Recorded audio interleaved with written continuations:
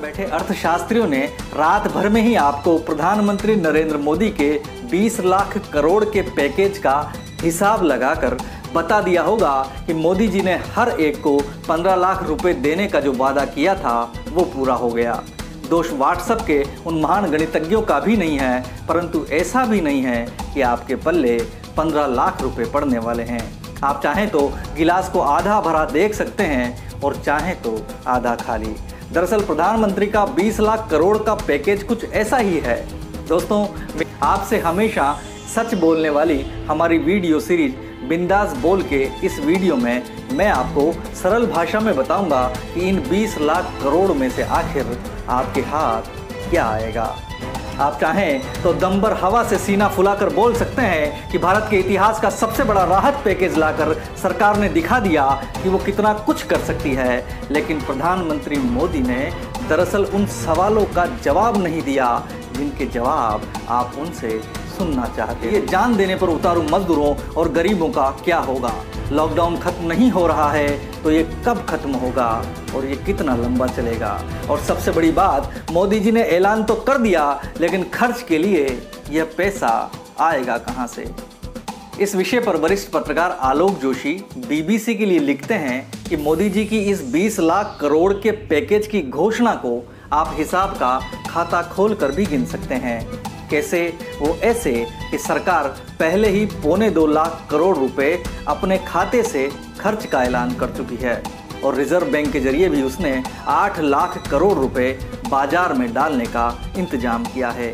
दोनों को जोड़ लें तो लगभग 10 लाख करोड़ रुपए का ऐलान पहले ही किया जा चुका है और पैकेज का आधा हिस्सा यानी सिर्फ 10 लाख करोड़ रुपए और खर्च होना बाकी है। लेकिन इस बात को इतना भी मामूली नहीं माना जा सकता।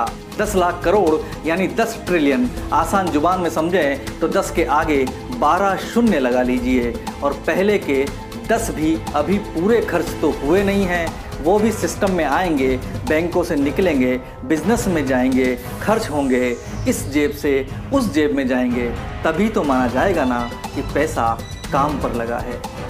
अब टोटल रकम जोड़ लें तो 20 लाख करोड़ का मतलब है एक महीने में 20 लाख कमाने वाले 1 करोड़ लोगों की तनख्वाह, 2 लाख कमाने वाले 10 करोड़ लोगों की तनख्वाह, 20,000 कमाने वाले 100 करोड़ लोगों की तनख्वाह, यानी 135 करोड़ के देश में हिस्सा बांटें तो करीब करीब 15,000 रुपये हर एक के पल्ले पड़ जाएंगे। इतिहास, अर्थशास्त्र और व्यावहारिक बुद्धि तीनों गवाह हैं कि बहुत बड़ी मुसीबत अक्सर बहुत बड़े मौके में बदली जा सकती है। मोदी जी ने अपने भाषण में Y2 के समस्या का उदाहरण भी दिया। 1991 का उदाहरण हमारे सामने है। दोनों ही वक्त ये लगता था कि अब सब कुछ खत्म हो गया। टुकड़ों टुकड़ों में देखें तो अनेक छोटे छोटे सूत्र बिखरे पड़े हैं। 12 मई के भाषण में ही आत्मनिर्भर भारत के 5 पिलर का जिक्र हुआ: इकोनॉमी, इंफ्रास्ट्रक्चर, सिस्टम, डेमोग्राफी और डिमांड। आप और हम इन सब पर सवाल पूछ सकते हैं कि क्वांटम जंप, आधुनिक भारत की पहचान, रिफॉर्म्स और सप्लाई चेन वगैरह का पूरा गणित क्या है। मगर बहुत से लोग हैं जो न सिर्फ सब कुछ समझ गए बल्कि बिल्कुल ठीक वैसा समझ गए जैसे परियों की कथा सुनते वक्त आप अपने दिमाग में परिलोक की एक तस्वीर बना लेते हैं।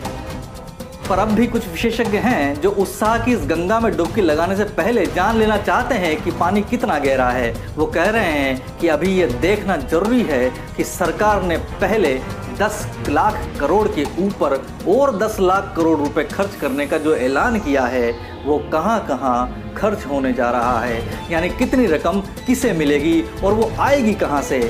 सबसे बड़ा सवाल यह है कि सरकार क्या नए रास्ते से पैसा जुटाएगी, नए नोट छापेगी, कर्ज उठाएगी, या फिर वो पहले से तय किसी खर्च को रोककर वो रकम इस पैकेज के लिए खर्च करने जा रही है।